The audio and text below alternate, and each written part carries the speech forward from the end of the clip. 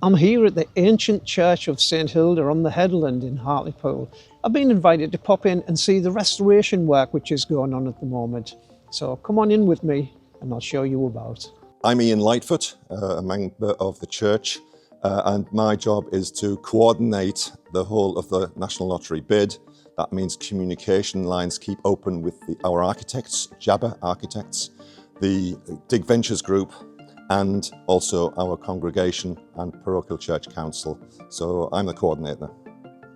So as you can see, we're here in the nave. You're pointing east in St Hilda's Church on the Headland at Hartlepool. The scaffolding behind me went up 2 weeks ago and it went up very fast. We cleared the church. We covered up all the church's artifacts, the reredos, altar, the marble, everything got cleared away. The chairs were cleared away from the nave. Today, we're actually expecting the glaziers who are coming up from Shrewsbury. They're the best glass makers in the land.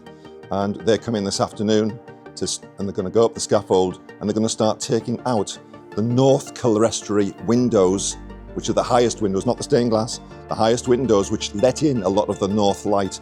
And they're taking them out because they are unsafe. We had a north wind storm and it blew one out. So it's important that we get this glass changed to a more superior glass than it's already in. It's a centuries old need. Simultaneously, the glaziers are going to put in our meeting room, which is to the north savoury area as well. So it's going to be interesting to see this afternoon how they plan their critical path as to what they do next and the sequence of events. Currently, our services on Sundays are taking place in the south nave. In among all this, it's going to be fascinating to see just what they do next, how they do it, because we haven't just got glaziers, we've got stonemasons who are going to repair inside and outside around the windows. And we've also got iron workers because they've got to put tracery in as well. So all these old craftsmen, all these old crafts are appearing. These are specialists in old church buildings and they're travelling long distances to Hartlepool just to make our church as good as it can be again. So it's really looking forward to it. So where have the funds come from to do all of this work? So the money for all this is coming from the National Lottery North.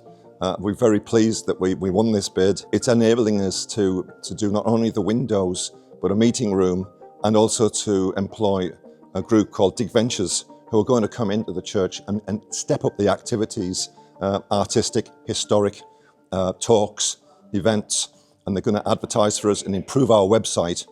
But if it wasn't for winning the bid, we couldn't do any of this. It was a £600,000 bid, but it is already all spent. So we're hoping it won't run over. And the next step, of course, after all this, would be to try and repair the tower. That's the next thing we're looking towards after all this is done. And we hope that they're out by the 4th of August. The scaffolding comes down and then the outside by late September. So after this, will there be any other work that needs doing to the church? The tower needs repairs quite urgently. So we're already setting up a crowdfunding event to get money to improve the internal structure of the tower, the concrete which is collapsing in there, some of the timber work, the louvre doors. And so in line with the quinquennial review's advice, the next step is the tower. I'm Paul Craggs, I'm the PCC Secretary for St Hilda's. As Ian's covered, we've got this major restoration work going on. But what we've tried to do is maintain the main purpose of the church, which is worship. And all of the services are currently still running and we're operating in the south aisle. And as Ian said, we're a bit like a bus, we've got rows of seats. But we've used our nave altar, which we've got here, and portable lectern that we've got. So we're able to still operate services and deliver our weekly services on a Wednesday morning and Sunday morning. The works that's going on, the organ needed some restoration as well. So we've been able to secure some additional funding and the organ's been dismantled and all of the organ pipes have been removed by a specialist company who are repairing the organ, and our Director of Music, Ian Pounder, has built an electronic organ from parts that he had at home. So we've still got organ music on a Sunday.